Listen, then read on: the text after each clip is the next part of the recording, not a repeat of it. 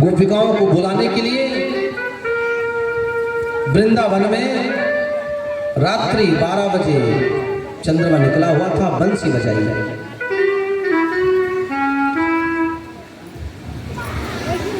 वो बंसी की आवाज इतनी मधुर, सब तो सो रहे थे, लेकिन जो भगवान की गोपिकाएं थी जिनके कान में जब आवाज पड़ी बंसी की, सब अपना अपना घर परित्याग करके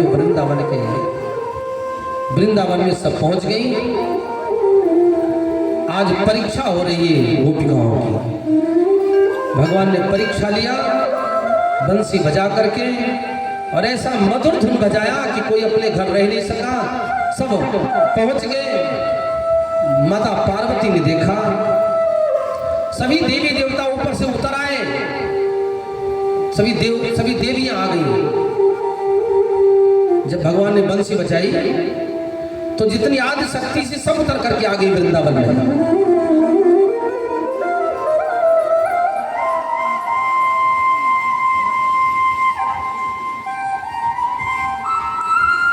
माता पार्वती सजने लगी।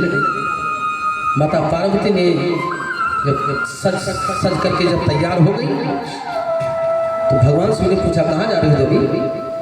माता पार्वती ने कहा, आज हमारे देवियों का संगठन है, दिव्य नृत्य है आज वृंदावन में, भक्ति संगीत आज चल रही वृंदावन में, इसलिए देविकाओं का आवाहन हो रहा है।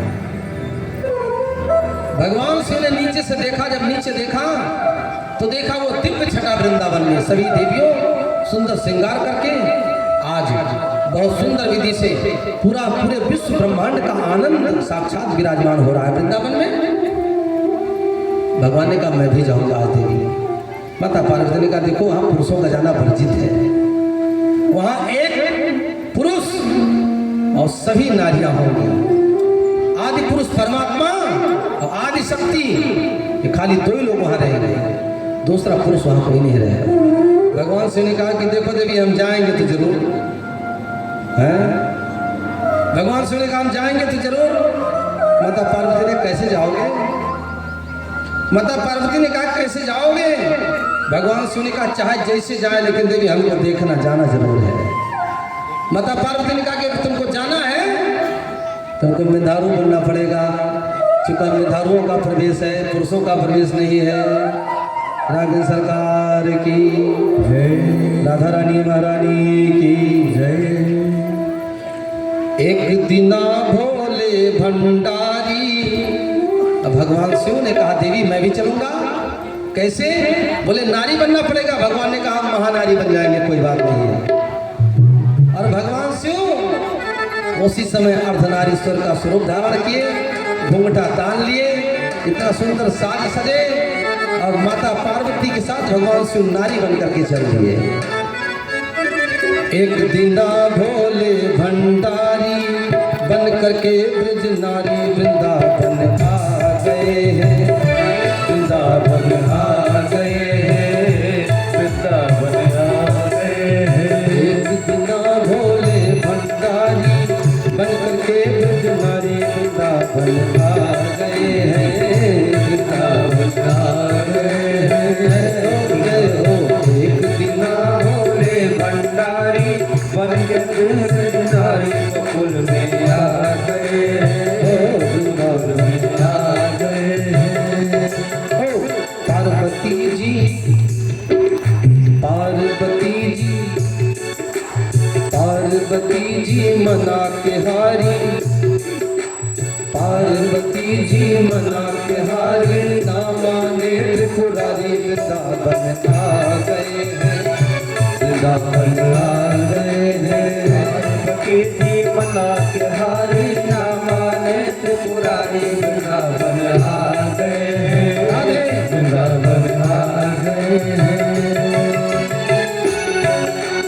हमारा मन कहता सब लोग खड़े हो जाओ थोड़ी देर के लिए। रास भगवान ने रास रचाया। क्या रचाया? माता पार्वती भगवान शिव नारी बने, सभी गोपिकाओं के साथ वृंदावन में नृत्य कर रहे हैं, और सभी लोग ताली बजा करके भगवान का नाच रहा था।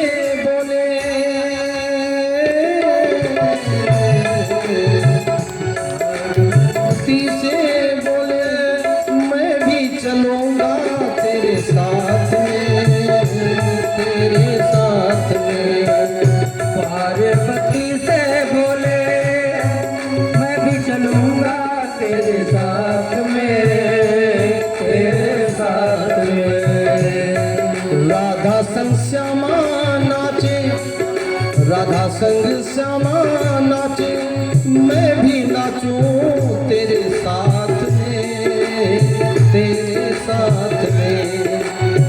राधा संग श्यामा नाचे, मैं भी नाचूंगा तेरे साथ में, तेरे साथ में। रास रचेगा ब्रज में भारी, देखेंगे वृंदा नारी, वृंदावन आ गए हैं, वृंदावन आ गए हैं, वृंदावन आ गए हैं। नारी बन के विषधारी, वृंदावन आ गए, वृंदावन आ गए। ओ भोले स्वामी मेरे, माता पार्वती कहने लगी, ओ भोले स्वामी मेरे, कैसे ले जाऊं तुम्हें साथ में, तुम्हें साथ में। ओ भोले स्वामी मेरे, ले जाऊं मैं तुझे साथ में, तुझे साथ में। मोहन के सिवा वहाँ होगा ना पुरुष कोई साथ में, कोई रास में। मोहन के सिवा ना कोई होगा नहीं, कोई साथ में, कोई साथ में। हंसी करेगी ब्रज की नारी, बातों मान हमारी, वृंदावन आ गए हैं, वृंदावन आ गए हैं। एक जगहों के भंडारी बन करके ब्रज नारी, वृंदावन आ गए हैं, वृंदावन आ गए हैं, वृंदावन आ गए हैं। अरे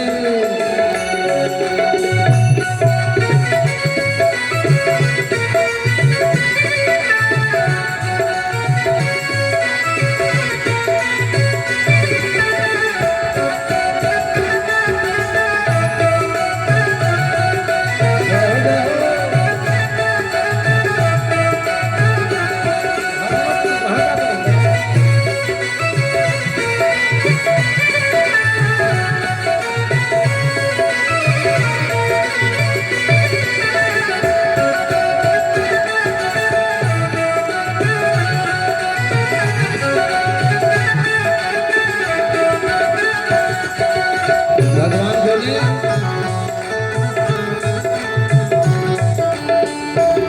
भगवान कहने लगे, ऐसा बना दो मुझको कोई न जाने इस राज को, इस राज को।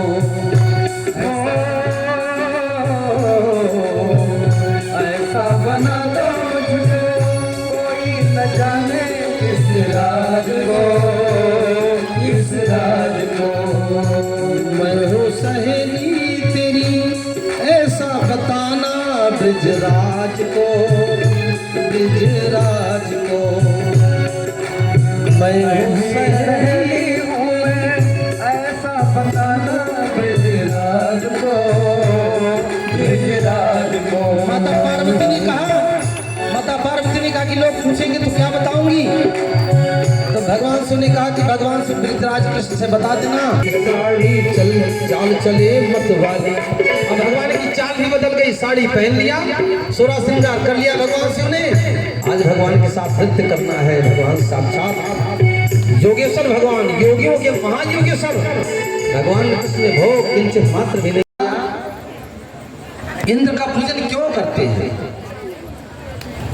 तो बोले इंद्र का पूजन करते हैं, वो इंद्र देवता है। कौन सा देवता है? बोले पानी का देवता है, जोर पानी। अब भगवान कृष्ण ने यशोमती मैया से, जतो मैया से इतना प्रश्न कर दिया, ये यशोदा मैया अपनी खोपड़ी पकड़ के बैठ गई और कन्हैया से कहने लगी, कन्हैया भैया हमारी खोपड़ी गर्म मत कर, और जा करके अपने बाबा से पूछ ले, जितने सवाल करने हैं सब बाबा से पूछ ले। श्री कृष्ण भगवान की ज्ञात्वा ज्ञात्वा च कर्माणि जनयेत् तिष्ठति विदुषा कर्म सिद्धि तथा न विदुषो भवेत्। भगवान कृष्ण गए बाबा से कहने लगे, बाबा हम लोगों को, हम जो कर्म करते हैं उस कर्म कर्म के स्वरूप को जानने की जरूरत है। किसका पूजन करें, किसका ना करें, किसका जाप करें, किसका ना करें, कौन देवता है, कौन देवता नहीं है, इसको जानना बहुत आवश्यक है। तो बाबा हम इंद्र की पूजा करते हैं, तो इंद्र कौन है आप मुझे बताओ। तो बाबा कहने लगे, कन्हैया पर्जन्यो भगवान इंद्रो मेधस्तस्यात्ममूर्तये ते विवर्षन्ति भूतानां जीवनं क्रीडनं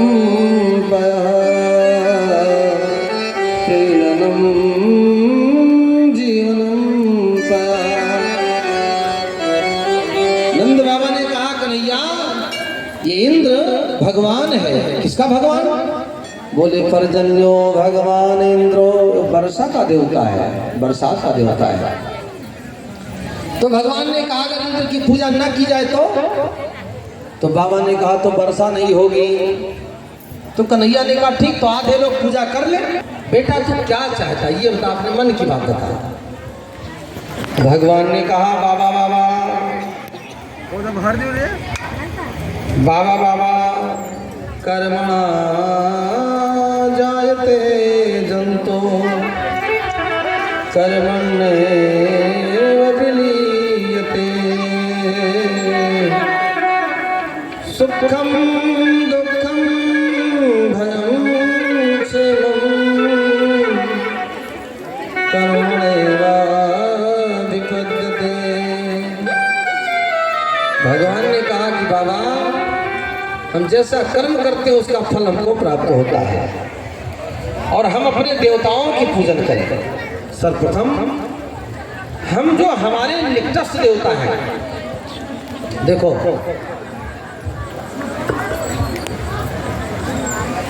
शास्त्र कहता है कि देवता कौन है। आपने देवता देखा है? देवता यस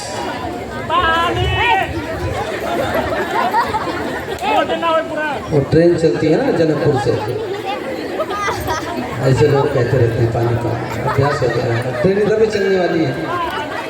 यस कृष्ण भगवान की, राधा रानी महारानी की। देवता देखा है? किसने किसने देवता देखा है? ग्राहक का किसने देवता देखा है? लोगों ने देवता देखा है।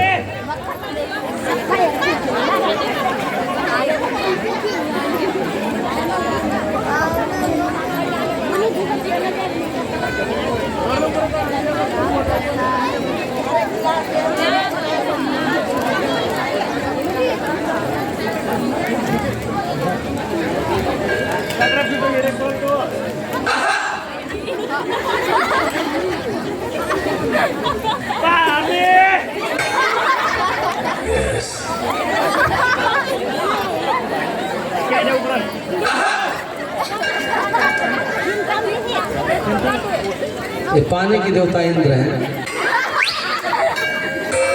अब पानी की तब कथा हो। कृष्ण भगवान की जय हो, राधा रानी महारानी की जय हो। तो देवता कौन है? वास्तविक देवता कौन है?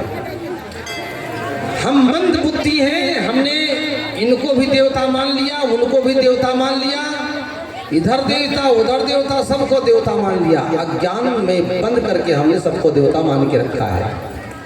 देवता है कौन?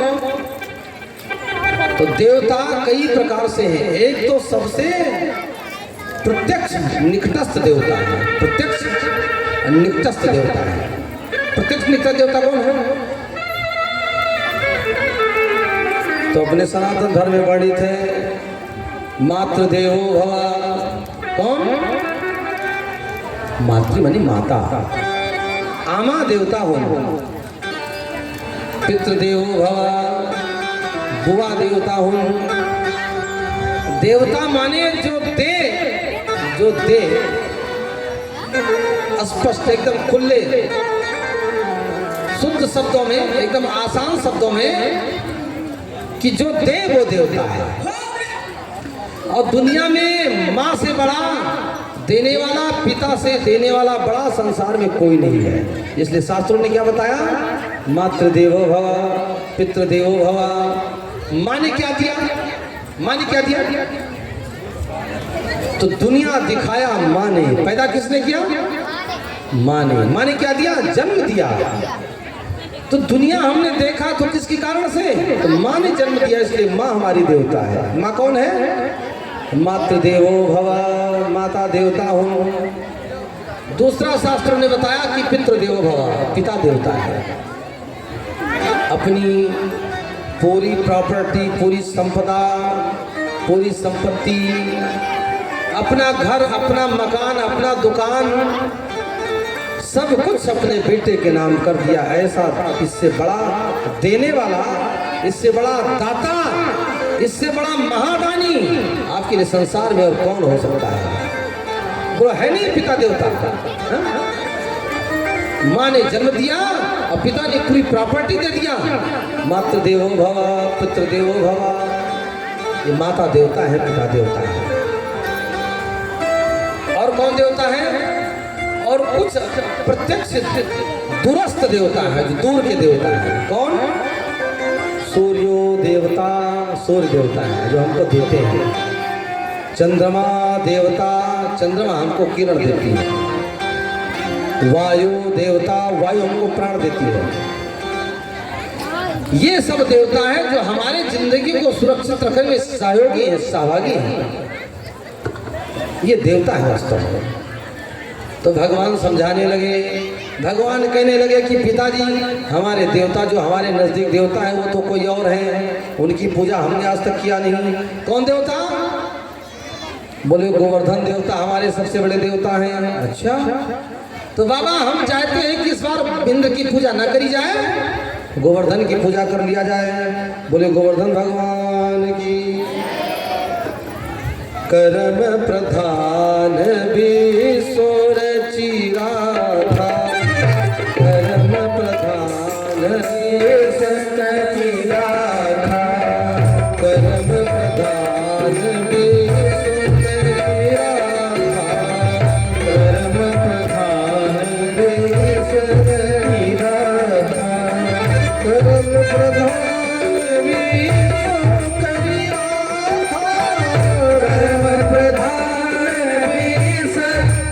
चाखा, जस करई सो कस फल चाखा, कर्म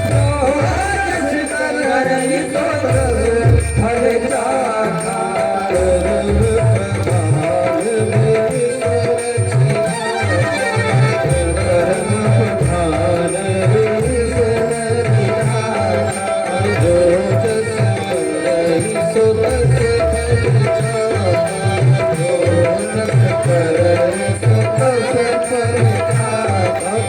सो कस फल और एक बात बताऊं, अगर आपके नजदीक वाले देवता अगर आपसे प्रसन्न हैं तो दूर वाले देवता कुछ नहीं कर सकते हैं। इसलिए प्रत्यक्ष देवता को प्रसन्न रखो, पूरी शांति, पूरी सुरक्षा प्राप्त होती रहेगी आपको। तो भगवान ने समझाया, कहा बाबा इस बार हम लोग गोवर्धन की पूजा करें तो क्या हो जाएगा, इंद्र की पूजा न करें। बाबा प्रसन्न हो गए। बाबा ने कहा चल बेटा, अगर तू कहता है तो तेरी प्रसन्नता के लिए हम लोग इस बार गोवर्धन का पूजन कर देते हैं। अब सभी ग्वाल बाल, रसभरी, पूड़ी, पकवान, मेवा, मिष्ठान, दही, जलेबी, रसभरी मलाई सब लाद लाद करके और चल दिए कहाँ? गोवर्धन पर्वत पर। बोलिए गोवर्धन भगवान की जय। और गोवर्धन साक्षात भगवान कृष्ण ही गोवर्धन है। भगवान में लोग कहना चाहते हैं कि जो निकटस्थ देवता है उसकी पूजा करनी चाहिए। सभी लोग जब पहुंच गए गोवर्धन पर, अपना सब पात्र भरा हुआ पात्र लेकर के पहुंच गए, तो भगवान ने कहा कि सब लोग आंख मूंदो और भगवान गोवर्धन का ध्यान करो। बोले गोवर्धन भगवान की जय जय। श्री गोवर्धन महाराज महाराज तेरे माथे छत्र विराज रहे। श्री गोवर्धन महाराज महाराज तेरे माथे छत्र विराज रहे।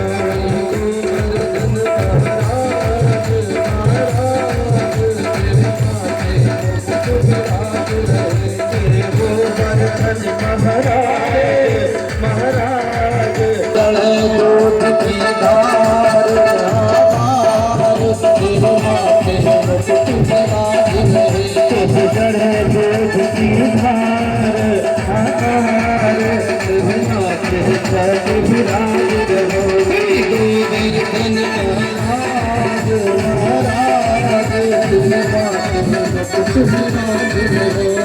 गोवर्धन महाराज महाराज तेरे माथे विराज रहो।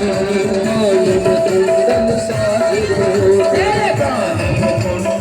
रहो कुंडल साज रहो कुंडल साज रहो तेरे कान में कुंडल साज रहो तेरे कान में कुंडल साज रहो तेरे कान में कुंडल साज रहो।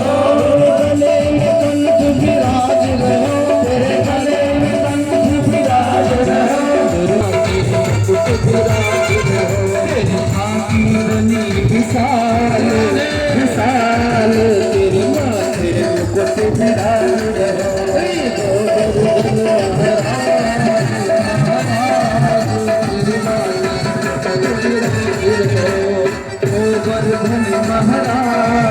राम जी महाराज ने देखा कि कंसासुर ने इस पर्वत को हिलाया है, ये वीर है, लेकिन इसकी वीरता की परिचय लेनी चाहिए। तो परशुराम जी ने कहा कि अगर तू वीर है तो ये मेरा धनुष ले ले, एक बार इस धनुष पर एक बार प्रत्यंचा चढ़ा दे तो मैं जान जाऊंगा कि तू वीर है और तुझे छोड़ दूंगा, मैदान कर दूंगा मैं।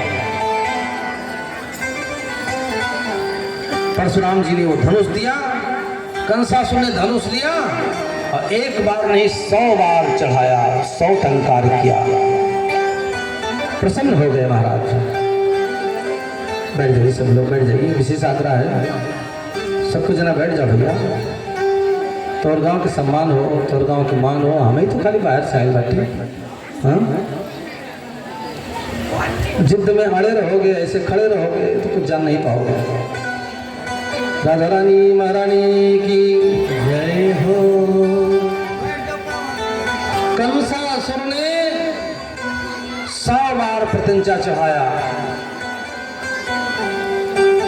परशुराम जी महाराज प्रसन्न हो गए, बोले तू तो वीर है, वास्तव में भयंकर वीर है, अब मैं तेरे से खुश हूं, ये धनुष ले जा। परशुराम जी ने धनुष दे दिया और कहा कि पहली बात, इस धनुष को कोई छू नहीं सकता है, मतलब कोई उठा नहीं सकता है, और जिसने धनुष को उठाया वो समझ लेना वो तुझसे महावीर है, और जिसने धनुष को उठा के तोड़ दिया वो तुझे छोड़ नहीं सकता है, वही तेरा दुश्मन होगा, जान लेना। क्या कहा कि धनुष को जिसने तोड़ दिया वो तुझे छोड़ नहीं सकता है, धनुष को कोई तोड़ नहीं सकता है, और जिसने धनुष तोड़ दिया वो तुझे छोड़ नहीं सकता है, वही तेरा काल होगा। आखिरी प्रैक्टिकल, आखिरी परीक्षण किया, धनुष यज्ञ किया। भगवान श्री कृष्ण जी महाराज जी को, बलराम जी को, यादव वंशज को और नंद बाबा को, सबको निमंत्रण दिया। अक्रूर जी महाराज आए, नंद बाबा क्या है, कंसासुर ने चिट्ठी लेके अक्रूर जी को दिया कि जाओ उनको निमंत्रण दे के आओ, नहीं उनको ले करके आओ। तो अक्रूर जी महाराज वहां से चल दिए, चिट्ठी दिए, नंद बाबा को दिए। तब तक उसी समय भगवान कृष्ण जी महाराज अपने घुंघराले बाल के साथ, सवेरे सवेरे का समय था, और घुंघराले बाल, मस्तानी चाल, मुस्कुराते हुए बाबा दाऊ से कहने लगे, दाऊ दाऊ देखो चाचा जी आ गए। जैसे सुना चाचा जी आ गए, तो बलराम जी और भगवान कृष्ण जी महाराज दोनों अक्रूर जी को लिपट गए, दोनों को गले लगाया, चिट्ठी दिया नंद बाबा को। नंद बाबा को चिट्ठी दिया। चिट्ठी में लिखा था कि नंद राय, मैं तुम्हें निमंत्रण दे रहा हूं। मेरे यहाँ धनुष यज्ञ है, उस धनुष यज्ञ में अपने दोनों बेटों को लेकर के आओ, ग्वाल बालों को लेकर के आओ। और नीचे लिखा था नोट, नोट में लिखा था अगर नहीं आए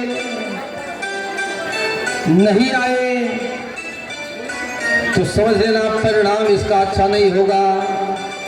नंद बाबा ने देखा कि कंसासुर ने मुझे चिट्ठी दिया है और लिखा है नहीं आओगे तो परिणाम बुरा होगा। नंद बाबा रो पड़े, आंखों में आंसू आ गया, आंखों से पोंछने लगे।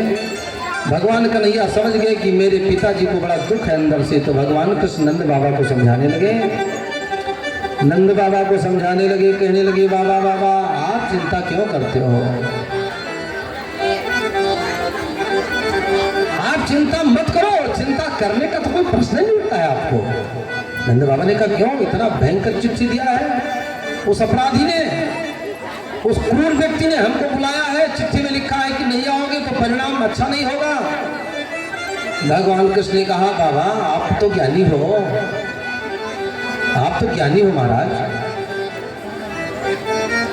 4 वेद 6 शास्त्र में, 4 वेद तो पढ़ने का मौका नहीं मिलता किसी को, बड़े बड़े विद्वानों को नहीं मिलता, तो पढ़ भी लेंगे तो जान नहीं पाएंगे। 6 शास्त्र, कभी कभी एक आध बात सुनने को मिलती है शास्त्रों की, लेकिन व्यास जी ने कहा कि अगर 4 वेद 6 शास्त्र का आप नहीं पढ़े हो तो एक लाइन में मैं आपको पढ़ा दूंगा। श्रीमद् भागवत महापुराण आप सुन रहे हैं, कभी कभी आपने शिव पुराण सुना होगा, कहीं कहीं विष्णु पुराण सुना होगा, बस यही पुराण हमारे समाज में चलते हैं। राम कथा सुना होगा, लेकिन वेद व्यास जी ने कहा कि 4 वेद 6 शास्त्र में, संतों ने कहा लिखी है बातें तो, इसको बहुत गौर से सुनो, इसको अगर आपने जान लिया अपने जीवन में तो पूरे 4 वेदों का अध्ययन आपने कर लिया। दुख दीने दुख होत है, सुख दीने सुख हो। ज्यादा पढ़ने की जरूरत नहीं है, ज्यादा ज्ञानी बनने की जरूरत नहीं है, 2 बातें समझ में आ जाए कि दुख दिया है तो दुख मिलेगा। सभी शास्त्रों का निचोड़ यही है कि दुख दिया है तो दुख मिलेगा, और सुख दिया है तो क्या मिलेगा, सुख मिलेगा। अष्टादश पुराणेषु व्यासस्य वचनद्वयम्, वही बात हमारे व्यास जी ने कहा जिन्होंने 18 पुराण लिखा। एक लोग आए व्यास जी से कहने लगे महाराज इस संस्कृत लिखे हो, समझ में नहीं आता है महाराज, क्या है, हम तो संस्कृत जानते नहीं हैं, आप सभी संस्कृत जानते नहीं हो। तो व्यास जी ने कहा अगर संस्कृत नहीं जानते हो तो हमारा एक दोहा सुन लो। एक श्लोक बताया, एक श्लोक में सारे 18 पुराणों की बात समाई है। अष्टादश, अष्टादश माने 18, क्या होता है, अष्टादश पुराणेषु व्यासस्य वचनद्वयम् परोपकाराय पुण्याय पापाय परपीडनम। हम संसार में आए हैं तो या तो पाप करेंगे या तो पुण्य करेंगे, यही हमारा शास्त्र बताता है। चाहे जो पढ़ोगे यही 2 चीज मिलेगा, ये करने से पाप होता है, ये करने से पुण्य होता है। लेकिन व्यास जी ने कहा कि परोपकाराय पुण्याय, परोपकार करना पुण्य है। अब पापाय परपीडनम, दूसरे को पीड़ा देना पाप है। दूसरे को पीड़ा देना क्या है? पाप है। पीड़ा कैसे ना हो? हम मन से, वचन से, कर्म से 3 प्रकार का पीड़ा देते हैं। अगर मैंने मन से किसी को बुरा सोच लिया तो अभी पाप हो गया। राधे। देखो इधर का साउंड क्या नहीं बोल रहा है। श्री कृष्ण भगवान की। परोपकाराय पुण्याय पापाय परपीडनम, दूसरे को पीड़ा देना पाप है, परोपकार करना पुण्य है। ये 2 बातें अगर हमारे जीवन में अगर आ गई, समझ में आ गई, तो समझिए 18 पुराणों का सारांश हमने जान लिया।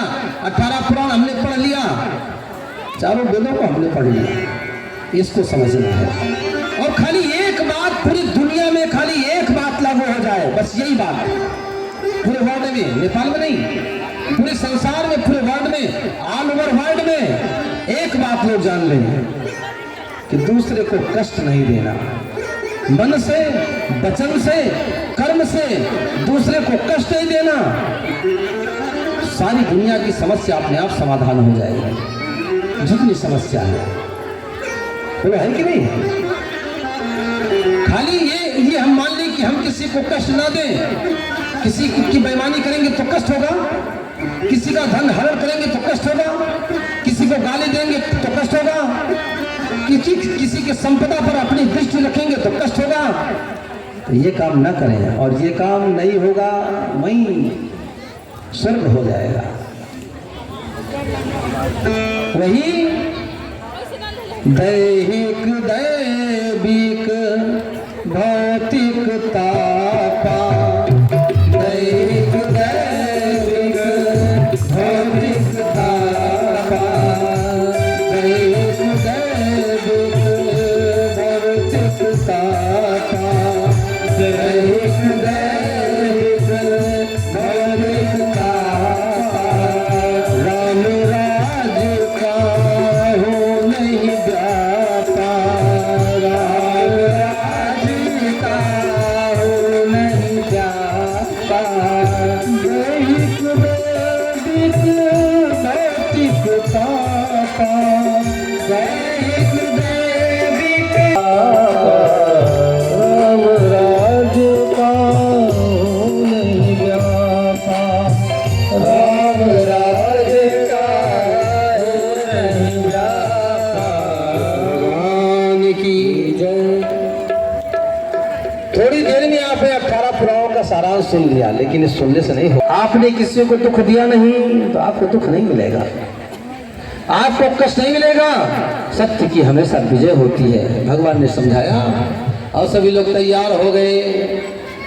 नंद बाबा ने दुहाई लगवा दी पूरे गांव में, वृंदावन धाम में, कि जिसको जिसको धनुष यज्ञ देखना है तैयार हो जाए। धनुष यज्ञ में गाड़ी आई है, खड़ी हो गई है। सवेरे सवेरे सब लोग तैयार होके चले। सब ग्वाल बाल जो सुने तैयार होकर के आ गए। भगवान कृष्ण के साथ बलराम जी महाराज ग्वाल बाल सब बैठ गए अक्रूर जी की गाड़ी में, रथ में। कृष्ण भगवान की लेकर के चले गए अक्रूर जी महाराज जी को। अक्रूर जी महाराज जी लेकर के चले गए। गोपिकाएं अपने आंखों में आंसू भर करके जब तक रथ जाता रहा, धूल उड़ता रहा, तब तक देखती रही। और अपने अपने आंखों में आंसू भरते हुए सभी गोपिकाएं अपने अपने घर चली गईं। आज भगवान पहली बार गोकुल को छोड़कर, वृंदावन को छोड़कर जा रहे हैं मथुरा। कहाँ जा रहे हैं? कहाँ जा रहे हैं? मथुरा जा रहे हैं। मथुरा क्या है? मथुरा बाजार है, मार्केट है, सिटी है। गांव के लोग जब पहली बार बाजार जाते हैं तो बाजार देखकर के बड़ा अच्छा लगता है। आज बाल बाल बड़े प्रसन्न हैं। कन्हैया से कहते, भैया कन्हैया, हम कभी बाजार गए नहीं, इसे प्रवेश नहीं करना, ऐसे नहीं घुसना। कैसे घुसना? बाहर रुक करके पूरी जानकारी ले लो उसके क्षेत्र की, उसके बारे में, उसकी गतिविधियों की जानकारी ले ली जाए। इसलिए बाहर बगीचा में पड़ाव डाल दिया। सब लोग रुक गए और सब लोग रुके नहीं कि भगवान कृष्ण बड़ी जल्दी से बलराम जी से कहने लगे, भैया मथुरा घूमने का बड़ा मन हो रहा है, बाजार घूमने का। बलराम जी ने बाबा जी से कहा, बाबा बाबा ये हमारा जो छोटका भैया है ये कहता है बाजार घूमने के लिए। बाबा तो आपकी इच्छा हो, आपका आदेश हो तो इसको घुमा लो। बाबा ने कहा नहीं, कहीं नहीं जाना है, ऐसे ऐसे चल दिए। कन्हैया मुस्कुराए, बाबा जाने दो ना। बलराम जी ने बड़ा जोर लगाया, बहुत समझाया बुझाया बाबा को, बाबा बाबा आए हैं तो थोड़ा सा घूमने दीजिए, हम लोग सभी ग्वाल बाल घूमने का मन है। बाबा ने कह दिया अच्छा तो जाओ, लेकिन ढुसुम ढुसुम नहीं करना, कहीं लड़ाई भिड़ाई नहीं करना, देखना दूसरे का नगर है, होशियारी के साथ जाना। बाबा ने खूब समझा के भेज दिया। अब भगवान चल दिए, ग्वाल बाल कूदते उछलते आनंद लेते। थोड़ी दूर पहुंचे तो देखा जो सिटी के आदमी, शहर मथुरा के आदमी, वो बड़े वेल ब्यूटीफुल लोग, बड़े बड़े सुंदर लोग, बढ़िया बढ़िया कपड़े पहने सिर के निकल रहे थे।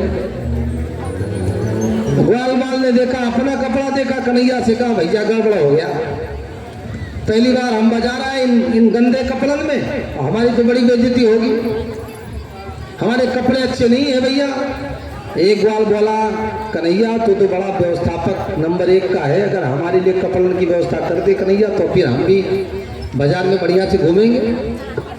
भगवान मुस्कुराए, और जो भगवान मुस्कुराए तो कंस का कपड़ा धोने वाला रजक कंस का कपड़ा लेकर के निकल पड़ा। भगवान ने उसको बड़ी जोर से आवाज दिया, है मामा जी राम राम।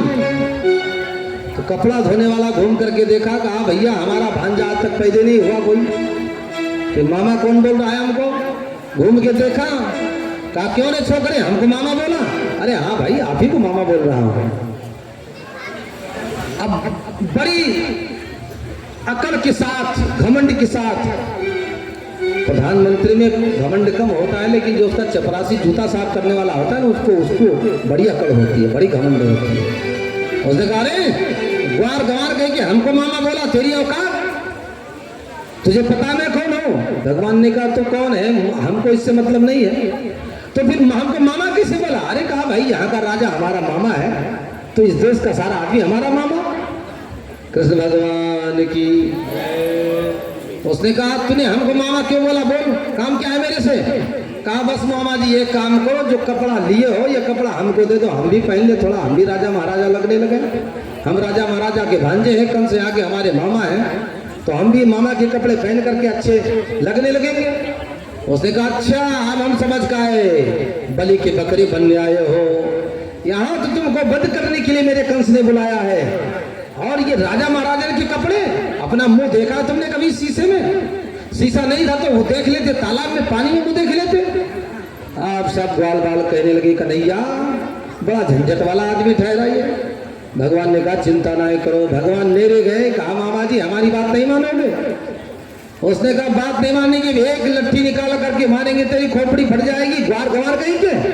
जो इतना कहा तो भगवान ने एक तमाचा कस करके मारा, तो रजक की खोपड़ी यहां से कट करके नीचे गिर गई। रजक धोयम बोले कृष्ण भगवान की, कृष्ण भगवान की जय, राधा रानी महारानी की जय।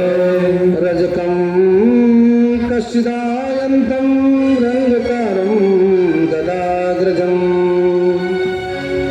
दृष्टाया चतुवासांसी दैतान्य च्युतमानिनः। भगवान एक ही तमाचे में, एक ही झापड़ में रजक को कहां भेज दिया? अपने धाम भेज दिया। उसकी तो मुक्ति हो गई भगवान के हाथ से। जो मर जाए, मरना तो सबको है ना, मरने से कौन बचने वाला है? भगवान के हाथ से बड़ा मुक्ति मिल जाए। लेकिन जैसे रजक मरा, कपड़ा धोने वाला धोबी जैसे उसकी मृत्यु हुई, हाहाकार मच गया, दौड़ो दौड़ो, वो पुतना को मारो मारो। पूतना को मारने वाला, अगासुर को मारने वाला, बकासुर को मारने वाला आ गया। क्यों? हल्ला हो गया नगर में। और जब वो रजक मर गया तो ग्वाल बालों ने वो कपड़ा निकाला, चमचमाता हुआ कपड़ा, सब ग्वाल बाल पहनने लगे। तो छोटे छोटे ग्वाल बाल, अब वो बड़े बड़े कपड़े, हाथी जैसे कपड़े। अब सब ग्वाल बाल पहने तो कहीं 5 मीटर इधर लटक रहा है, तो कहीं 2 मीटर इधर लटक रहा है। और जैसे झाड़ू पीछे लटकता है, ऐसे झाड़ू लटकने जैसा कपड़ा पहन करके चल दिए। एक ग्वाल बाल ने कहा भैया हम तो और बंदर लगने लगे इन कपड़ों को पहन करके। भगवान ने कहा तो क्या किया जाए? कहा कन्हैया भैया कपड़ा तो बहुत सुंदर है, लेकिन कपड़ा अगर ये फिटिंग हो जाए, काट पीट करके हमारे नाप का हो जाता तो फिर आनंद आ जाता। कृष्ण भगवान की भगवान गए एक सिलने वाले दर्जी के पास, कहे मामा जी राम राम, तुमको भी करता हो? अब उसने हाथ जोड़ा, भैया हमको राम राम नहीं करना। क्यों? बोले अभी 100 राम राम किया था, उसका तो राम राम सत्य हो गया। भगवान ने कहा तुम्हारे राम नाम सत्य नहीं करूंगा तो हमारी बात मान लो बस। क्या करना है प्रभु? कहा इन कपड़ों को काट पीट करके हमारे भाइयों को, ग्वाल बालों को सबको पहना दो और सुंदर लगने लगे तो तुमको इनाम देंगे। हाथ जोड़ करके चरण फेंक रहा, महाराज कोई इनाम नहीं चाहिए आपसे, आपका इनाम बड़ा महंगा है। बोले कृष्ण भगवान की जय। एक इनाम अभी आपने दिया है, कपड़ा धोने वाले को चला गया दुनिया से। हम महाराज आपका इनाम नहीं चाहते, काम जितना चाहो उतना करवा लो। फटाफट उसने कपड़ों को ठीक करके काट करके सभी दर्जियों को आदेश दिया, सब काटो पीटो फटाफट ठीक करो, और सबको कपड़ा सुंदर सुंदर पहनाया। पहन करके ग्वाल बाल जब फिटिंग कपड़ा पहने तो कूद करके कन्हैया से बोले कन्हैया मजा आ गया। कन्हैया ने कहा कुछ बाकी तो नहीं है। आगे चले तो ये ग्वाल बाल आकर के कन्हैया के कान में कहने लगा भैया कन्हैया एक कमी रह गई। कौन सी कमी? बोले हम लोग तो सवेरे सवेरे जब गाय चराने जाते वृंदावन में तो सवेरे सवेरे माथे पर झुआ पर चंदन लगा करके तब निकलते हैं। यहाँ तो हमारे माथे पे चंदन है ही नहीं, सब चंदन खत्म हो गया। तो कन्हैया चंदन होता तो हम यहाँ के शहंशाह लगते, किसी राजा से कम नहीं लगते। भगवान ने कहा ठीक, वो भी चिंता ना करो, कुछ ही देर में व्यवस्था करता हूँ। भगवान की कृपा की तुरंत एक कुब्जा 3 जगह से टेढ़ी, जिसका नाम त्रिवक्रा है। क्या है? दास स्पृहम सुंदर कंस सम्मता कर्मणि, जिसका नाम त्रिवक्रा था। चंदन रोज कंसासुर के लिए चंदन बनाती, रोज चंदन ले जाती। आज भगवान ने देखा तो भगवान ने पीछे से आदेश दिया, ए सुंदरी। उसको मामा कहा था, इसको सुंदरी कहा। भगवान के नाम भी अजीब है। भगवान ने कहा सुंदरी जरा चंदन हमको लगाओ तो हम भी तुमको कुछ प्रसाद इनाम देंगे। अब वो 3 जगह से टेढ़ी, इसका नाम त्रिवक्रा। त्रि माने 3, वक्र माने टेढ़। वो जो कंसासुर के यहाँ चंदन लगाती थी 3 जगह से टेढ़ी थी, लेकिन चंदन इतना सुगंधित लगाती थी कि कंसासुर उसी का बनाया हुआ चंदन लगाता था। तो भगवान ने भगवान को जैसे देखा, त्रिवक्रा ने सोचा कि जिंदगी में पहली बार हम टेढ़ी को, कुब्जा को किसी ने सुंदरी कहा है, तो लाओ चंदन लगा देती हूँ। चंदन लगा दिया। सब ग्वाल वाला आ करके अपने मस्तक पर झुआ पर चंदन लगवाने लगे।